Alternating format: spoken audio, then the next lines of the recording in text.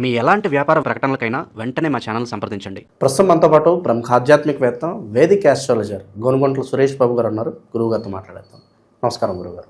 మణికంఠ గారు నమస్కారం అండి. 2026 విశేషంగా జనవరి నుంచి డిసెంబర్ వరకు సింహరాశి వారికి ఎటువంటి పరిస్థితులు ఎదురుకాబోతున్నాయి? ఓవరాల్గా సంవత్సరం అంతా ఎటువంటి జాగ్రత్తలు తీసుకోవాలి సింహరాశి వాళ్ళు?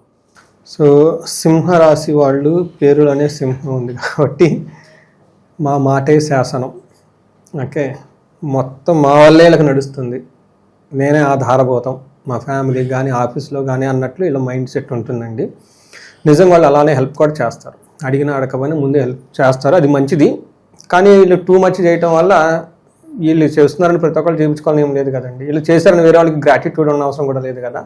ఆ విషయంలో మళ్ళీ డిసప్పాయింట్ అవుతాడు. జనరల్గా చాలా వాలంటరీగా చేస్తూ ఉంటారు హెల్ప్. కాకపోతే కొంతమంది పాజిటివ్ రెస్పాండ్ అయితే ఓకే ఇంకా చేస్తారు, రెస్పాండ్ అవ్వకపోతే వీళ్ళు చాలా మెంటల్గా కూడా బాయిల్ అయిపోతారు. నేను అంతా చేస్తున్నాను, ఎందుకు వెళ్తున్నారు అన్న ఒకటి విధానం వీళ్ళకి దగ్గర ఉంటుందండి సింహరాశి వాళ్ళకి. వీళ్ళకి ఏమవుతుందంటే 2025లో నుంచి వీళ్ళకి అష్టమ శని స్టార్ట్ అయింది. కానీ వీళ్ళ లక్ ఏమంటారంటే అష్టమ శని స్టార్ట్ అయినా కానీ చాలామందికి అంత పెద్ద సీరియస్గా ఎఫెక్ట్ పడలేదు శని యొక్క ఎఫెక్ట్. ఈ సంవత్సరం ఎలా ఉండబోతుందంటే ముందు ఈ 2026 సంవత్సరం జనరల్గా ప్రతి ఒక్కరికి బై డిఫాల్ట్ వీళ్ళకి నాయకత్వ లక్షణాలు కలిగి ఉంటారు. అంటే లీడర్షిప్ క్వాలిటీస్ కలిగి ఉండి రిస్క్ టేకింగ్ ఎబిలిటీస్ ఎక్కువగా ఉండి ప్రతి ఒక్కళ్ళు ఒక కొత్త ప్రాజెక్ట్ తీసుకోవటమో, ఒక కొత్త జాబ్లో జారటమో, ఒక ఉన్నతమైన పదవి పొందటమో, ఏదో ఒక ఎక్స్పాన్షన్ మూడ్లో ఉండేసి ముందుకెళ్తూ ఉంటారు ప్రతి ఒక్కళ్ళు. అయితే ఈ సింహరాశి వాళ్ళు కనుక గమనించుకుంటే ఇది వీళ్ళకి కూడా అలానే ఎక్స్పాండ్ మూడ్లో వెళ్తూ ఉంటారు. ఈ సంవత్సరం వీళ్ళకి ఎలా ఉంటుందంటే అది తెలుసుకో ముందు ఫస్ట్ ఇందులో ఉన్న నక్షత్రాలు చూద్దాం. మనకి మఖ 1, 2, 3, 4 పాదాలు, పుబ్బ 1, 2, 3, 4 పాదాలు, ఉత్తర ఫస్ట్ పాదం అంతా సింహరాశి. పేరు బలం ప్రకారం కనుక చూసుకుంటే వీళ్ళకి మా, మీ, ము, మే, టా, టీ, టూ, టే అన్న లెటర్స్ అంతా కూడా మనకి వీళ్ళకి సింహరాశిలో ఉంటారు. వీళ్ళు గమనించుకున్నాం అనుకోండి, గ్రహాలు 4 గ్రహాలు మేజర్లుగా మనం పరిగణనలోకి తీసుకుంటాం. ఒకటి శని, గురువు, రెండోది రాహుకేతువుల యొక్క ప్రభావంతో ఎలా ఉంది హోలీరు చూస్తూ ఉంటాం. ఇందులో మీనరాశిలో శని ఉండి వీళ్ళకి అష్టమ భాగంలో శని ఉండటంతో అష్టమ శని, అష్ట కష్టాలు అంటారు. గురువు వీళ్ళకి 11వ స్థానంలో ఉండి 12వ స్థానానికి వస్తున్నారు. అగైన్ గురువు ఉన్న పొజిషన్ కనుక చూసుకుంటే సింహరాశి వాళ్ళకి ఫస్ట్ 6 months వీళ్ళకి కొంచెం బాగున్నారు, ఎందుకంటే గురువు వీళ్ళని కాపాడుతూ ఉన్నారు.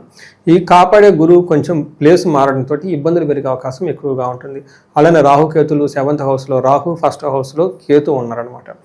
ఈ ఓవరాల్గా నేను చూసుకుంటే ఎలా ఉంటుందంటే ఫస్ట్ 6 months వీళ్ళకి నార్మల్గా ఉంటుంది. ఏదైనా ప్రాబ్లం వచ్చినా వీళ్ళు దాన్ని ఏమంటారు మేనేజ్ చేసుకునే కెపాసిటీలో ఉంటారు. వీళ్ళు షేక్ అవ్వరు, లోన ప్రాబ్లం బాయిల్ అవుతుంది, షేక్ అవ్వరు. అంటే సింహం కాబట్టి గంభీరంగా అలానే ఉంటారు. జూన్ తర్వాత గురువు మారటంతో, ఎందుకంటే ఇప్పటిదాకా గురువు వీళ్ళకి సపోర్ట్ ఇచ్చాడు, బ్యాక్గ్రౌండ్ స్క్రీన్లో గాడ్ ఫాదర్ లాగా వీళ్ళకి సపోర్ట్ ఇచ్చారనమాట. ఈ గాడ్ ఫాదర్ లాగా సపోర్ట్ ఇచ్చే ఒక వ్యక్తి, ఒక సిస్టమ్ వీళ్ళకి జూన్ తర్వాత సరిగ్గా వీళ్ళకి సపోర్ట్ ఇవ్వదు. దీంతో ఆల్రెడీ శని ఇబ్బందులు పెడుతున్నారు, ఇప్పటిదాకా సపోర్ట్ ఇచ్చిన గురువు ఇబ్బంది పెట్టడంతో పాటు వీళ్ళు చాలా లోన్లీనెస్గా ఫీల్ అవుతూ ఉంటారు, చాలా ఇబ్బందులు పడుతూ కయోటిక్గా తయారైపోతారు. సో కొంచెం అల్లకొల్లాలమంటారు చూడండి, అలా అయ్యే అవకాశం ఎక్కువగా ఉంటుంది. అయితే కొంచెం జాగ్రత్తగా పేషెన్సీగా ఉండాల్సిన రాశి ఈ 2026, అందులోని పర్టికులర్ జూన్ తర్వాత అని మనం చెప్పుకోవాలి. మనం వివరాల్లోకి వెళ్తే ఎందుకు వీళ్ళకి ఇలాంటి ప్రాబ్లం ఉందనుకుంటే శని వీళ్ళకి అష్టమంలో ఉండడం కాబట్టి అష్టమ శని అంటారు.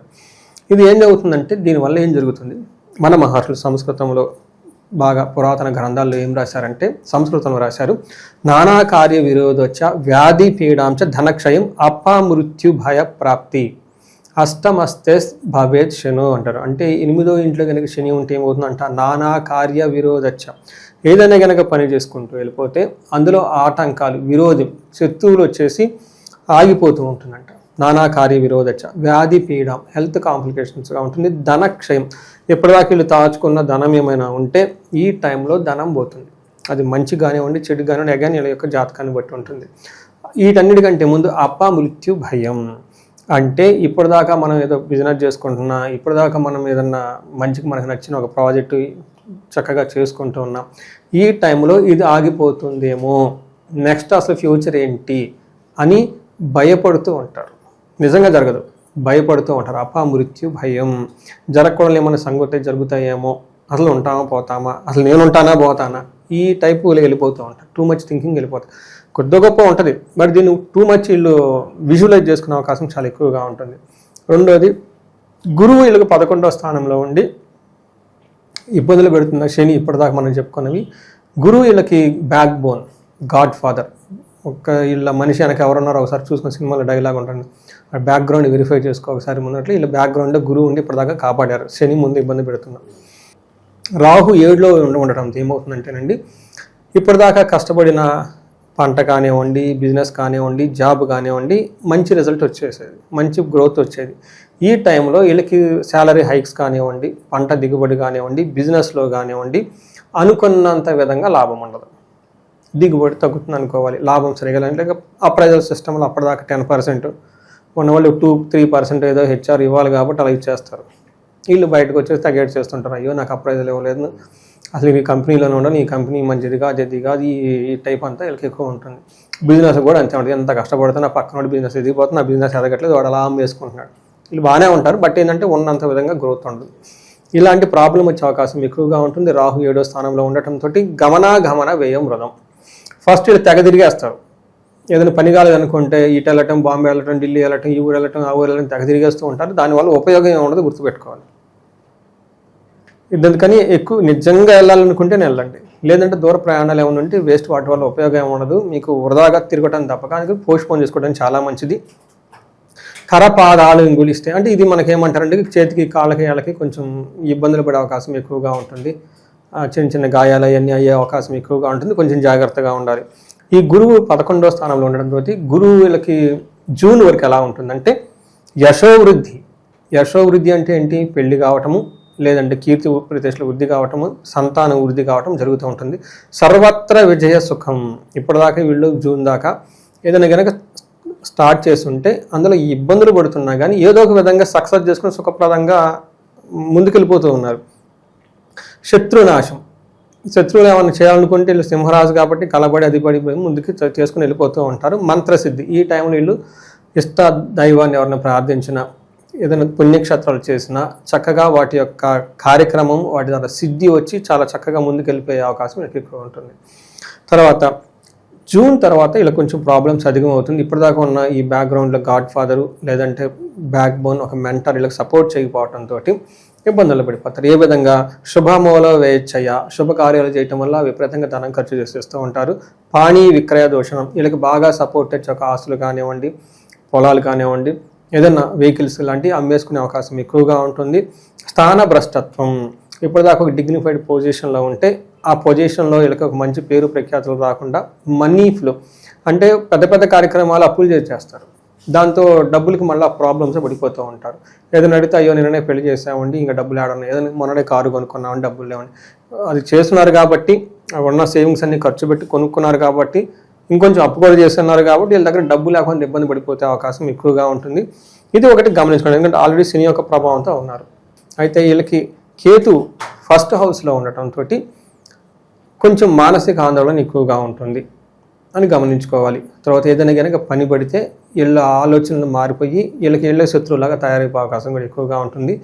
కొంచెం గమనించుకొని అన్ని గ్రహాలు అట్లా ఎస్పెషల్లీ లాస్ట్ 6 months ఇబ్బంది పడే అవకాశం ఎక్కువగా ఉంటుంది. వీళ్ళు కొంచెం పరిహారాలు అవన్నీ చాలా ఎక్కువగా చేసుకోవటం చాలా ముఖ్యమండి రాశి వాళ్ళు.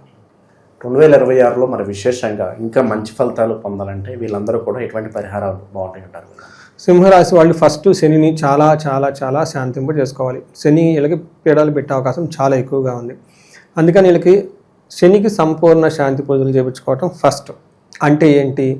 జపాలు, దానాలు, తర్పణాలు అవి వీళ్ళు చేయలేరు, బ్రాహ్మణోత్తములు పిలిపించుకొని వాళ్ళ ద్వారా చేయించుకోవాలి. రెండోది దక్షిణ కాళీ అమ్మవారి యొక్క మూల మంత్ర జపాన్ని ఒక 10,000 సార్లు వీళ్ళు జపం చేయించుకోవాలి. తర్వాత శని పాశుపత అభిషేకం అంటుంది, అది చేయించుకోవాలి. తర్వాత వీటితో పాటు వీళ్ళు కొన్ని చేయలేని ఉంటాయి, అంటే ఇవన్నీ వీళ్ళు చేయలేరు, బట్ వీళ్ళు చేసేవి కొన్ని ఉంటాయి. అవి ఏంటంటే శని పిప్పలాద స్తోత్రం ఉదయం సాయంత్రం చదువుకోవటం, హనుమాన్ చాలీసా ఉదయం సాయంత్రం చదువుకోవటం చేసుకుంటూ ఉండాలి. వీటన్నిటితో పాటు కొంచెం యోగా చేయటం, మెడిటేషన్ చేయటం, ఆశ్రమాల వెంబడి తిరగటం, గురువుల దగ్గర ఉండటం, ఉరుకులు పరుగులు మేము చేస్తామన్న ఆ యొక్క ధోరణి ఆపి కొంత వీళ్ళు స్థిమితంగా 2 స్టెప్పులు వెనక్కి తీసుకొని ఉండడం చాలా ఇంపార్టెంట్. కొత్త బిజినెస్లో స్టార్ట్ చేయకుండా, కొత్త వాళ్ళని నమ్మకుండా, మెయిన్ ఇంపార్టెంట్. కలర్ఫుల్గా ఉందని చెప్పేసి పోయి ఆ తర్వాత అవి చాలా వరకు మ్యారేజ్ లైఫ్ని కూడా ప్రాబ్లం చేసే సిచ్యువేషన్ ఏమి ఉండదు అక్కడ. అలాంటి విజువలైజేషన్స్ ఏంజల్స్ వచ్చేసి వీళ్ళకి ఏదో చేయాలని ట్రై చేస్తూ ఉంటారు. కాబట్టి ఆల్వేస్ మనకి ఒకటి సామెత ఉంటుంది, known enemy is always better than the unknown angels. ఈ టైంలో కొత్తగా దేవదూతలు లాంటి వాళ్ళు, దేవపురుషులు లాంటి వాళ్ళకి మీకు కనిపించేసి మీ చుట్టూ తిరిగి మీకు ఆహా ఓహో అనేసి మీ దగ్గర ఉన్న డబ్బులో మీ దగ్గర ఉన్న వస్తువులు తీసేసుకొని ఆ తర్వాత వాళ్ళు క్లోజ్ చేసి మీకు కనపడకుండా పోయే అవకాశం ఎక్కువగా ఉంటుంది. ఇప్పటిదాకా సంపాదించుకున్న పొరుగు కానివ్వండి, ఆస్తులు కానివ్వండి, నష్టం అంటే పాడు చేసి వెళ్ళిపోయే అవకాశం ఎక్కువగా ఉంది. కాబట్టి కొత్తగా వచ్చిన వాళ్ళని ఎవరిని నమ్మకండి. ఇది చాలా చాలా హైయెస్ట్ ఇంపార్టెంట్. ఎందుకంటే వాళ్ళు మీకు కనిపించవచ్చు ఈ మూమెంట్ దేవదూతల్లాగా, కానీ అదే మీకు రాక్షసులా కూడా అయిపోయే అవకాశం ఎక్కువగా ఉంటుంది. కేర్ఫుల్గా ఉండాలి ఈ రాశి వాళ్ళు. అంటే ఏమంటే వీళ్ళు బాగానే ఉంటుంది, కానీ ఎన్విరాన్మెంట్ అంతా వీళ్ళకి బయటకు ఇబ్బందులు పెట్టే విధంగా ఉంటుంది. కాబట్టి ఈ టైంలో 2 స్టెప్పులు వెనక్కి దిగేసి కూల్గా ఉండేసి ఉన్న దాంతో హ్యాపీగా నడుచుకుంటా పోండి. రిస్కీగా ఏదైనా ఉంటే ముందుగానే ఫస్ట్ 6 months బాగుంది కాబట్టి అన్నీ క్లోజ్ చేసేసుకుని వాళ్ళని పంపించి బాయ్. మిగతా వాళ్ళతో జెన్యున్గా హానెస్ట్ వాళ్ళతో సింపుల్గా ఉన్నదాన్ని చేసుకుంటూ పోతూ ఉంటే చాలా సేఫ్ కట్ అవుతారండి. ఓవరాల్గా 2026లో సింహరాశి వాళ్ళందరికీ ఏ విధంగా ఉంటుంది, ఎటువంటి జాగ్రత్తలు తీసుకోవాలి, చాలా బాగా వివరించారు. ధన్యవాదాలు. ధన్యవాదాలండి.